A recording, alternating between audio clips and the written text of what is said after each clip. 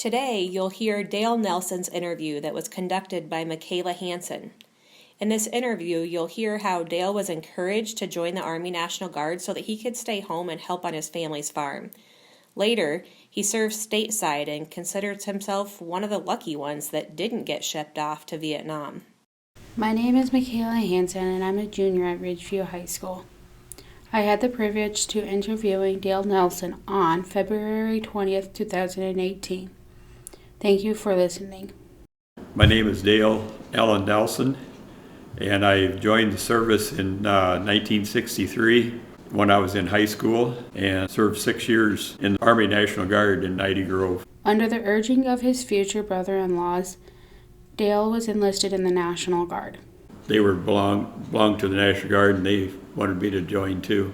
And I kind of wanted to stay home and help my dad farm at the time too. So I just went to Monday night meetings, and then finally we went to weekend meeting drills, and then we got called up in '68 and went to Colorado, and I served a year and a half in what they call the regular Army then. So what started out as a weekend meeting turned into basic training was how to shoot a rifle, how to dig a foxhole, how to protect yourself and communicate with others, how to survive.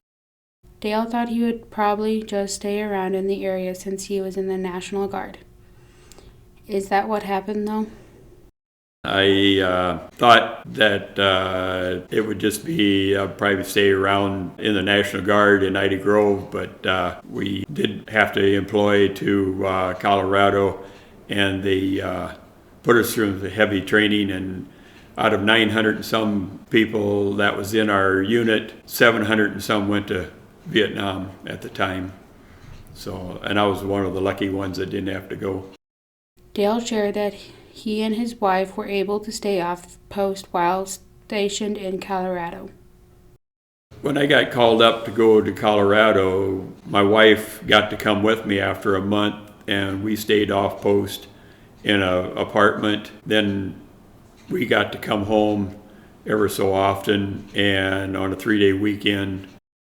So Dale didn't go to Vietnam. What exactly was the job while he was in Colorado?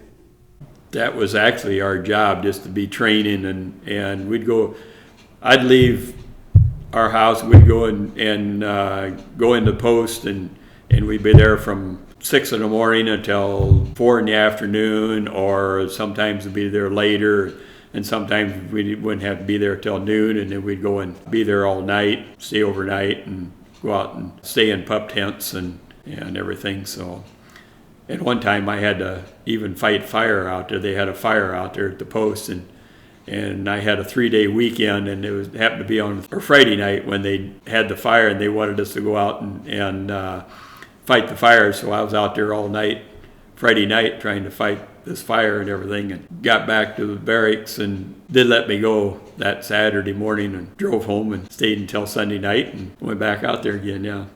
If 700 of the 900 men you were with were sent to Vietnam, wouldn't you be afraid you'll be getting called up next? Dale was no different. Oh yeah, I was afraid. I had a brother that was in there too, and he was in the medics in headquarters company in Sioux City, and I was in Nighty Grove in an A battalion or company. And they, when we got out there, then they trained us all and everything, and then they started sending people over. Well, my brother got called up to go over Vietnam, and he took the training and everything. They sent him home for a couple of weeks and came back, and they couldn't find his name on the roster. And so they went clear to battalion headquarters to find out why his name wasn't on the roster, and it was just simply because he wasn't school qualified. He went from Nighty Grove to Sioux City, and they put him in the medics group, and he gave shots and everything, and he got trained while he was in Sioux City by other medics that had been to school and everything, but he was called up, and then at that time they couldn't send a brother that was already over there, wouldn't send a brother over too. They had to stay home, and but I was one of the fortunate ones that didn't have to go then. And then when they found out that he couldn't go, then thought that I would have to go. But I got where I was getting out in November, and this was like in April or May, and they figured that I didn't have enough time you have to have a year before you go over there. So, and they didn't want to extend me, so they just never sent me over. So I got lucky, yeah. Sometimes the best stories come from rule breakers. Dale wasn't a rule breaker, but he and his fellow comrades did have a way of dealing with rule breakers. There was a couple guys that went and would stay out late, and we didn't like them staying out very late, so they'd put a cup of water or something like that and hook it to their locker, and then when they came in, they'd go and get wet by opening up their locker, and then they'd have to go and clean it all up. So World War I and World War II veterans were recognized and honored with parades and cheering when they came home from the war. Young boys looked up to these heroes of the war and viewed being a soldier as a glamorous job. That was not the case when the men and women returned from Vietnam.